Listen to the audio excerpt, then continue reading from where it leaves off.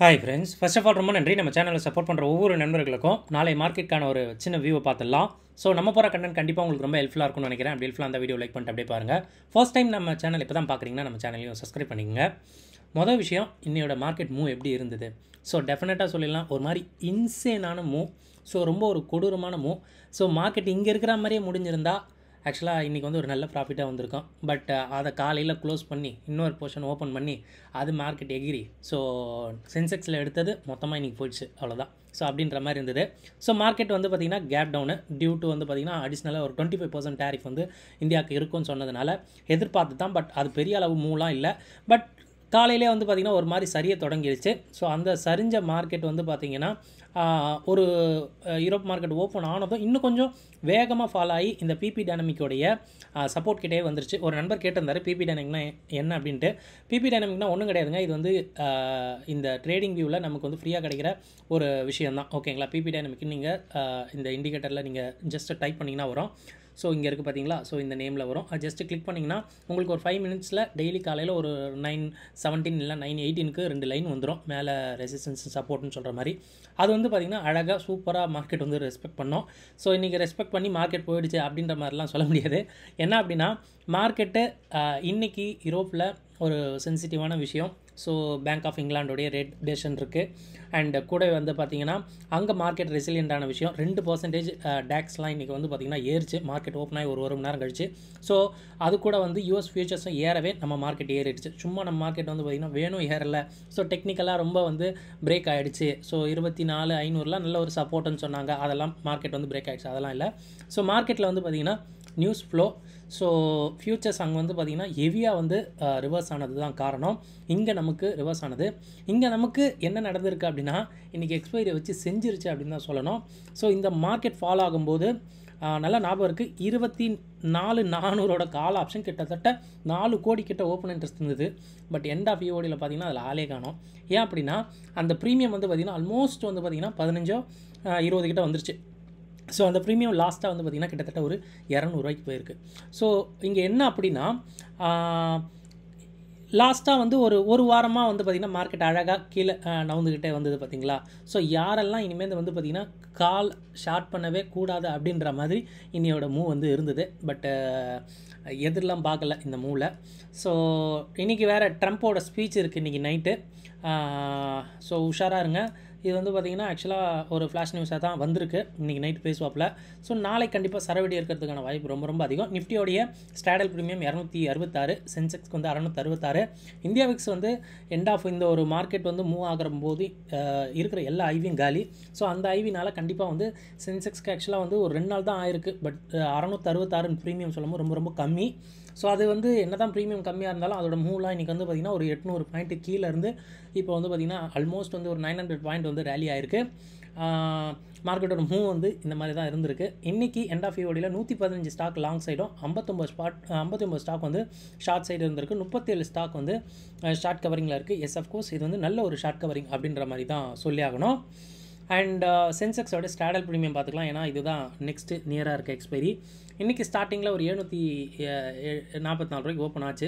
So open ஆனது வந்து பார்த்திங்கன்னா எண்ட் ஆஃப் ஈஓடியில் ஒரு 666. பட் இதுக்கு நடுவில் மார்க்கெட்டோட மூவ் உங்களுக்கே தெரியும், அதை வந்து ஆட் பண்ணிக்கங்க. பட் டெஸ்பைட் வந்து பார்த்திங்கன்னா ப்ரீமியமில் இறக்கம் தான் சந்திச்சிருக்கு அப்படின்றது மட்டும் தெரிஞ்சுக்கங்க. ஏன்னா இந்தியா விக்ஸும் கம்மியாகிடுச்சு, டேவும் சூப்பராக கம்மியாகிடுச்சு. மார்க்கெட் 2 நாள் எங்கே இருந்ததோ அங்கேயே கிட்ட வந்ததுனால ஈஸியாக அதோட ப்ரீமியம்லாம் வந்து பார்த்திங்கன்னா கரைய ஆரம்பிச்சிருச்சு. நியராக வந்து பார்த்திங்கன்னா சென்செக்ஸோட எக்ஸ்பைரியில் 80,800 அர்த்தம் பண்ணி வச்சுருக்கு. நல்லா ஞாபகம் இருக்குது. இன்னையோட லோ வந்து பார்த்திங்கன்னா 79,800 நினைக்கிறேன், ஓகேங்களா. ஸோ என்ன ஒரு மூவ் பாருங்கள், சூப்பரான ஒரு மூவ். ஸோ மேலே கீழே வந்து ஒரு 650-700 பாயிண்ட்டுக்குள்ளே மூவ் இருக்கலாம்.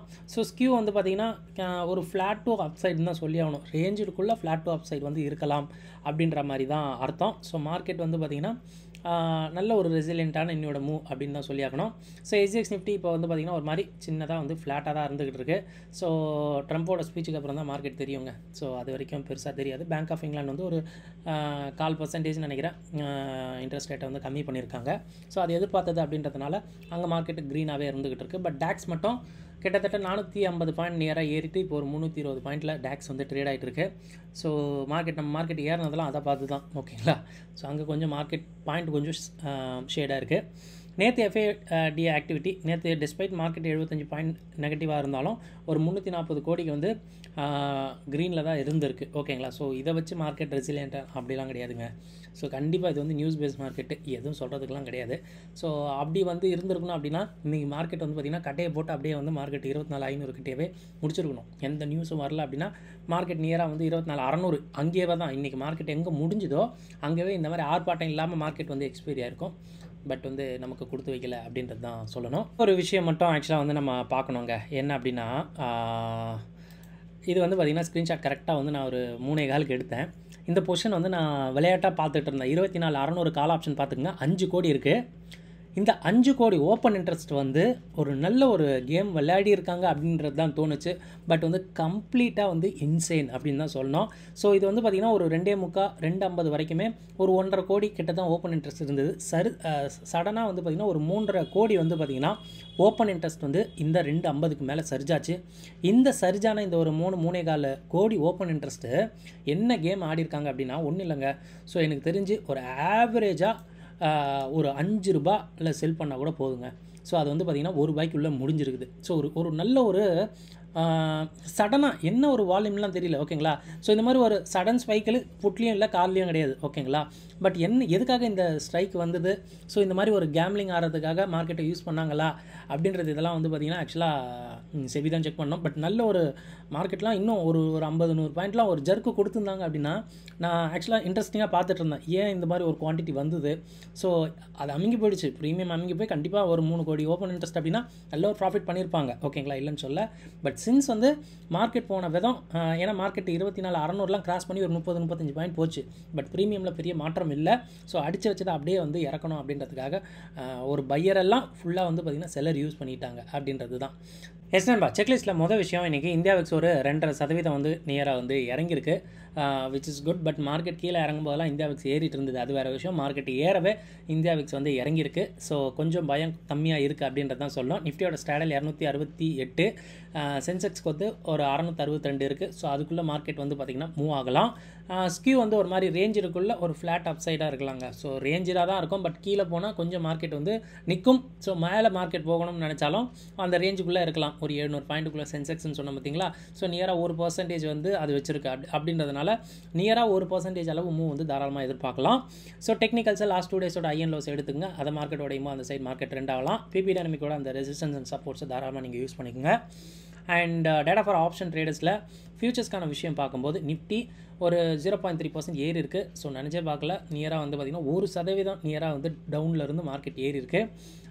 ஓப்பன் இன்ட்ரெஸ்ட் க்ரீனில் இருக்குது. ஸோ இந்த பாயிண்ட்டும் நல்ல ஒரு பாயிண்ட்டாக இருக்குது. அண்ட் பிசிஆர் இம்ப்ரூவ் ஆகிருக்கு. ஸோ இது பெருசாக வந்து லாங்குன்னு என்னால் சொல்லிட முடியாது. இன்னையோட மூவ் வச்சு பார்க்கும்போது கண்டிப்பாக ஷார்ட் கவர் நிறைய இருக்கும் அப்படின்ற மாதிரி தோணுது.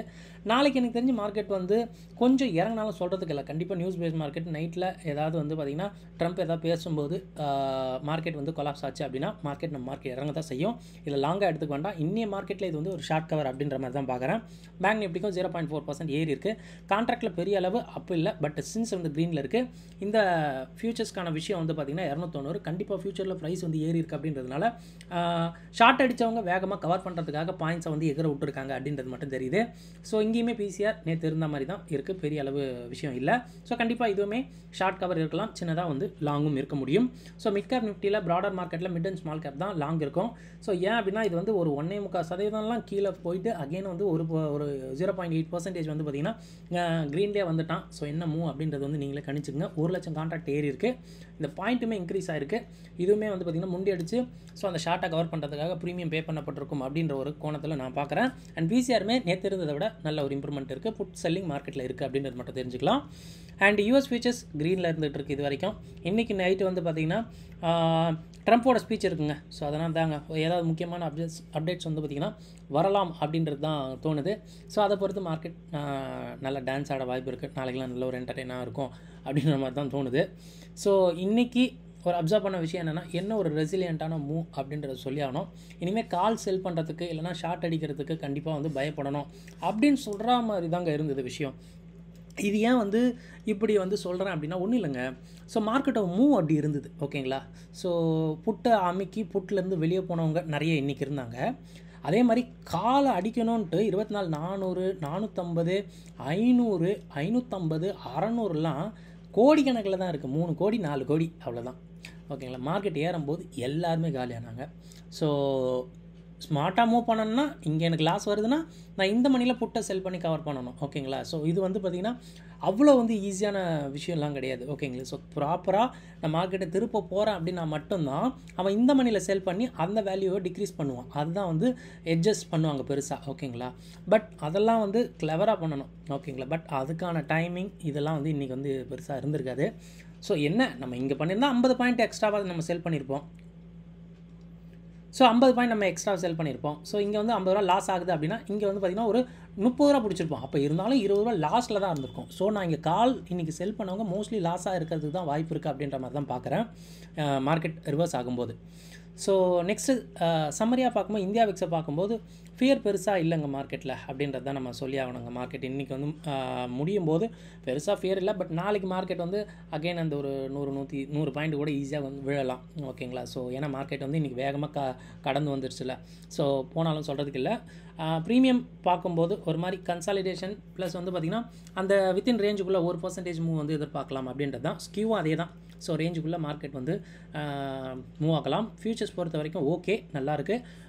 பிசிஆர் பொறுத்த மட்டும் அதே தாங்க. ஸோ இன்றைக்கி வந்து ஷார்ட் கவர் அப்படின்றதுனால விஷயம் வந்து ஓகே அப்படின்ற மாதிரி இருக்குது. ஓகேங்களா. பட் நாளைக்கு நியூஸ் எதாவது மாறும்போது அந்த சைட் மார்க்கெட் வந்து ஈஸியாக செல் பண்ணலாம், ஈஸியாக மார்க்கெட் போகலாம் அப்படின்றது மட்டும் தெரிஞ்சுக்குங்க. ஸோ செக் பண்ணுங்கள். இதெல்லாம் ஆல்ரெடி அவைலபிளாக இருக்க டேட்டா தான். உங்கள் ஓன் அனாலிசிஸ்க்கு அப்புறம் உங்கள் ட்ரேட் எடுங்க. இந்த வீடியோ பார்த்ததுக்கு ரொம்ப நன்றி. தேங்க்யூ. ஜெய் ஹிந்த்.